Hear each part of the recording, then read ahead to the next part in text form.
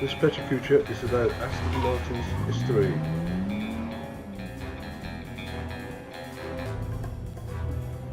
It's not very comfortable, is it? Are you going to complain the whole way? Oh, go on then, eject me. See if I can.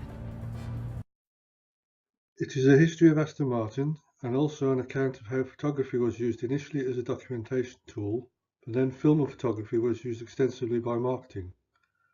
Aston Martin was created as a company in 1914 when Lionel Martin did well at the Aston Hill climb, shown here.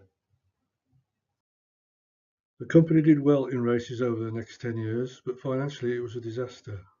They closed the company in 1925 and was rescued by a group of investors in 1926. The company did well again and managed to get an entry in a 24-hour race at Le Mans in 1928. The company continued to do well, winning first, second and third in their class at Le Mans in 1933. Road car production continued to increase in the 1930s, with 140 cars being built in 1937, the highest number yet. In 1947, David Brown came along and quickly gave us the DB series. He moved the production to Newport Pagnell in 1955. Aston Martin ended the 1950s with wins at the Nürburgring and Le Mans. The DB4 GT was a high-performance version of the DB4, and in 1960 a collaboration between Aston Martin and an Italian body designer called Zagato was arranged, and the DB4 Zagato was launched. The DB4 Zagato, to my mind, is the most beautiful of all the old Aston Martins.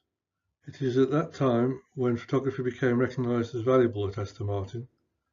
Here are two DB4 Zagatos posing, one in the hills and the other in the countryside.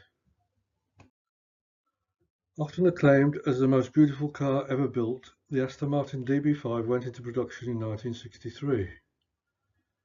The following year saw the birth of a relationship that chose an Aston Martin DB5 as James Bond's car in the classic film Goldfinger. So now's the time to play some clips.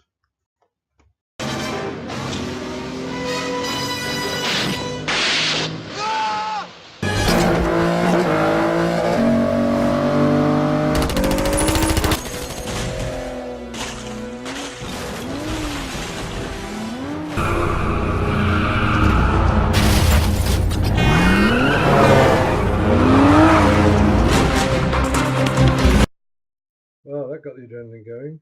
More clips later. The company went into receivership in 1972 and again in 1975. The new owners unveiled a not very attractive four-seater under the Lagonda brand. Ownership changed again in the 1980s. In 1993, Aston Martin introduced the DB7. In the same year, Ford increased its holding to take full control of the business. In the year 2000, Dr. Ulrich Betz took over as chairman and CEO. He stayed with the company for 13 years. In 2001, the V12 Vanquish was launched. This was my favourite of the modern cars.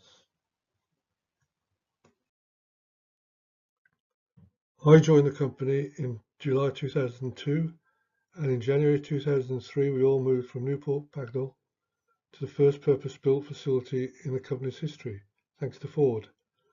It was a wonderful time and everyone felt hopeful for the future. I spent 13 good years there as IT manager. Things were going very well up to 2007. We sold 7,000 cars in 2007, our best year ever. Then we had a financial crash in 2008. Ford decided to sell us on to a consortium of two Kuwaiti banks, shown here. Without Ford's leadership over those 15 years, Aston Martin would not be doing as well as it is today. When Ford took over, we were a cottage industry. When they let us go, we were thinking big.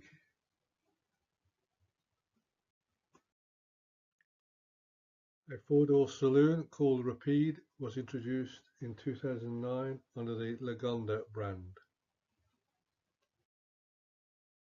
Then in 2009 came the 177, so called because it cost a cool £1 million to buy and only 77 were built. So the story goes, one Arab bought 10, one for each of his family. Another bought 2 so he could strip one of them of his panels and parts and put them on the wall.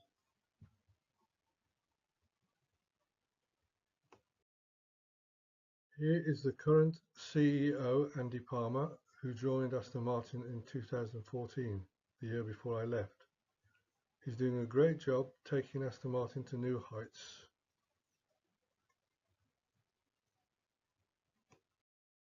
Well, I promised you some more videos, so here are two from the latest batch of Aston Martin marketing videos. They are so good that I couldn't extract 20 seconds from either one, so I've extended the last two slots of the Pecha Kucha to 1 minute 30 seconds each.